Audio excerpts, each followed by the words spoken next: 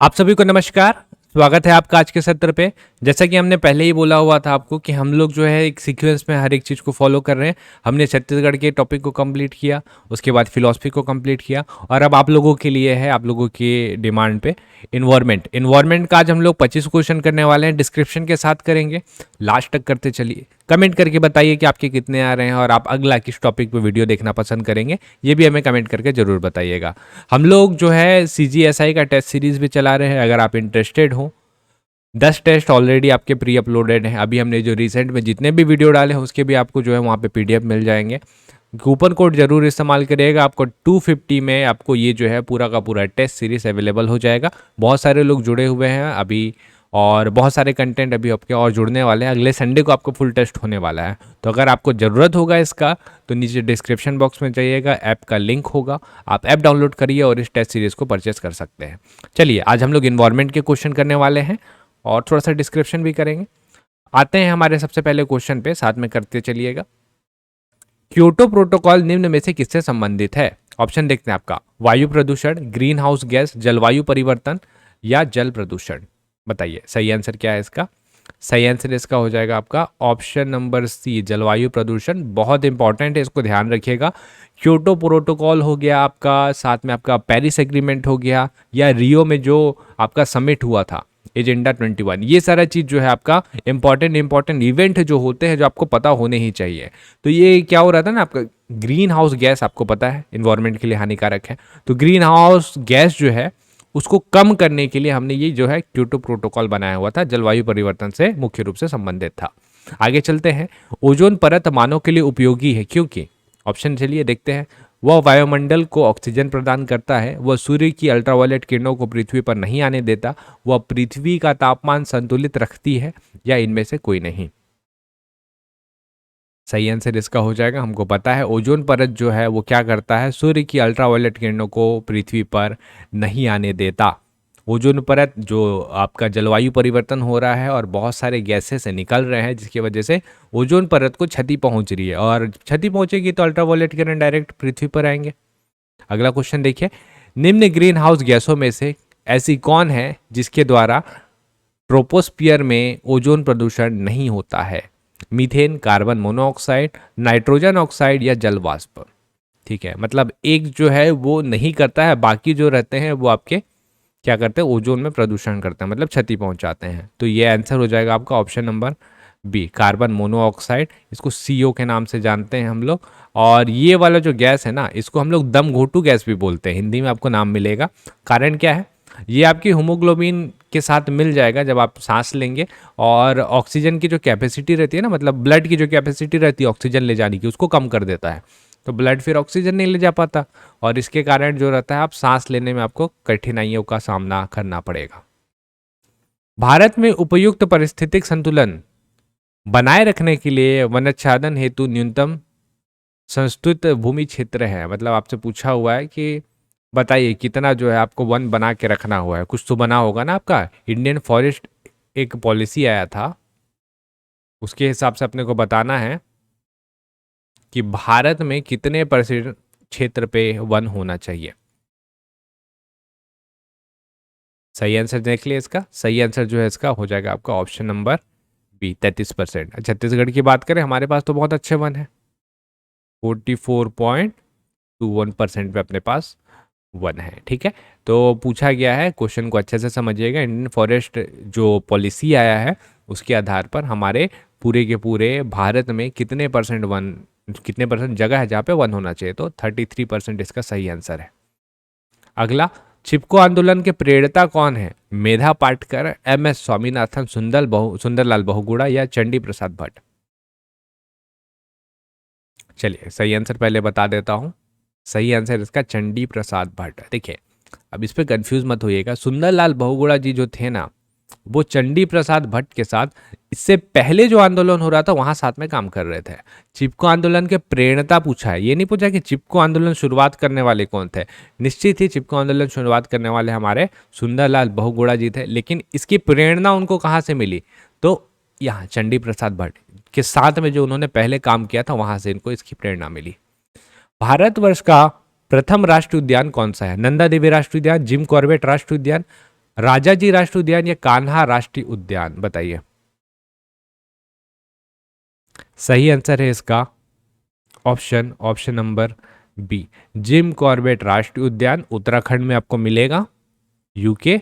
और ये आपका जो है बना था 1936 में। ये भी आपका बंगाल टाइगर के लिए फेमस है, तो इंपॉर्टेंट है, ध्यान रखिएगा। भारत में प्रोजेक्ट टाइगर कब प्रारंभ किया गया था? 1970, 1973, 1981 या 1984? तो भारत में प्रोजेक्ट टाइगर आपका आया था, ऑप्शन नंबर बी करिए, 1973 में। देखिए, wild life conservation protection act आया आपका 1972 में। इसके बाद जो है हम लोगों ने बाकी जो है चीजों को ध्यान देना शुरू किया और 1973 में हमने फिर प्रोजेक्ट टाइगर को लॉन्च किया। भारत का सबसे पहला जैविक खेती पर आधारित राज्य कौन सा है? मध्य प्रदेश, केरल, सिक्किम या अरुणाचल प्रदेश? सही आंसर है इसका ऑप्शन नंबर सी, सिक्किम हो जाएगा। अगर आपसे पूछता है कि यूनियन टेरिटरी कौन सा है जो सबसे पहला जो है जैविक खेती, जो पहला जैविक खेती यूनियन टेरिटरी बन गया है, तो इसका आंसर हो जाएगा आपका लक्षद्वीप।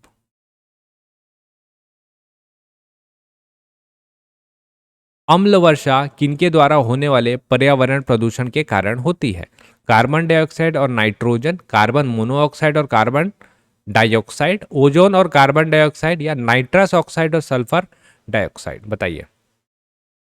वीडियो को पॉज कर लीजिए और इसको ट्राई जरूर करिएगा। अम्ल वर्षा से क्वेश्चन जो है निश्चित ही देखने को मिलते हैं। सही आंसर है इसका नाइट्रस ऑक्साइड और सल्फर डाइऑक्साइड, इसका सही आंसर हो जाएगा। ये जो रहते हैं फिर आपके हवा में जाते हैं, मिल जाते हैं, फिर वर्षा कराते हैं। इसके बारे में आपने जरूर पढ़ा होगा। विश्व पर्यावरण दिवस किस तारीख को मनाया जाता है? 21 मार्च, 23 सितंबर, 5 जून या 25 मई? सही आंसर है इसका ऑप्शन नंबर सी के साथ चलते हैं हम लोग, 5 जून को मनाया जाता है। इस बार का जो थीम था 2022 का, उसका था आपका ओनली वन अर्थ। ये इसका थीम था, ओनली वन अर्थ। कहाँ हुआ था आपका? स्वीडन में।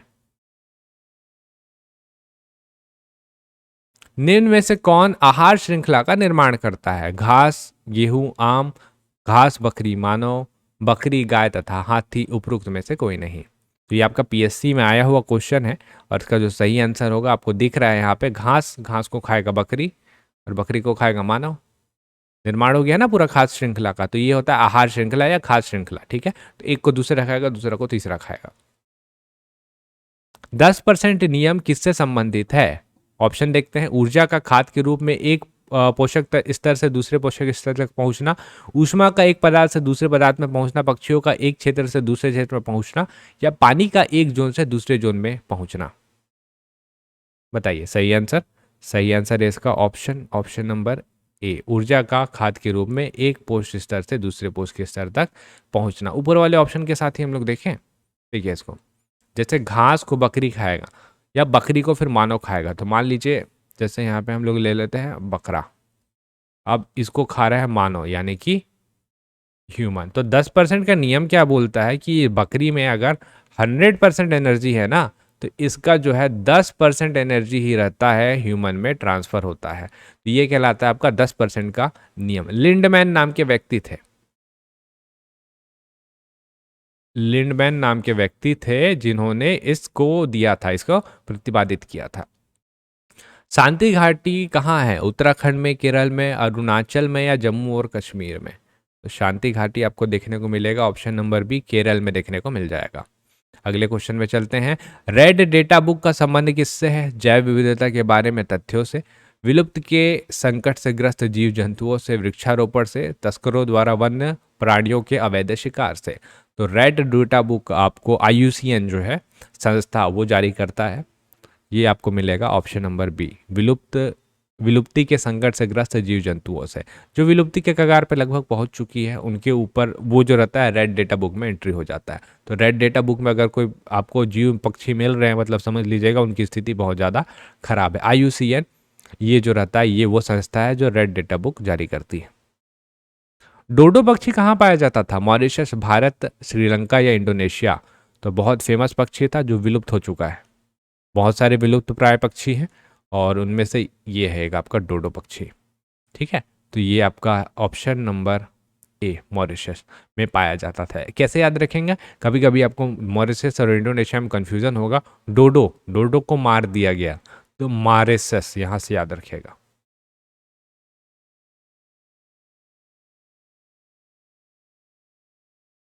भारत में कुल विश्व विरासत स्थल कितने हैं? 76, 46, 40 या 50? भारत में आपको टोटल अभी मिलेंगे, जो रिसेंट का बता रहा हूं मैं आपको, 40 मिलेंगे विश्व विरासत स्थल। और लास्ट जो है गुजरात का धौलावीरा, उसको ऐड किया गया है। भारत में चीतों को किस वर्ष विलुप्त जीव घोषित किया गया था? आपको पता होगा, हाल ही में अभी नामीबिया से 8 चीते लेके आए हुए हैं। तो एक टाइम था जब चीते जो थे यहाँ पे खत्म हो गए थे। तो किस टाइम पे इसको हम लोगों ने विलुप्त घोषित किया था? 85, 95, 2002 या 1952? सही आंसर इसका हो जाएगा ऑप्शन नंबर डी, 1952। को पता है कोरिया रियासत, कोरिया में वहाँ पे हमारे जो एक राजा थे, उन्होंने आखिरी 3 चीतों को मारा था। कोरिया रियासत के राजा, आपको नाम पता होगा, उनका नाम कमेंट करके जरूर बताइएगा।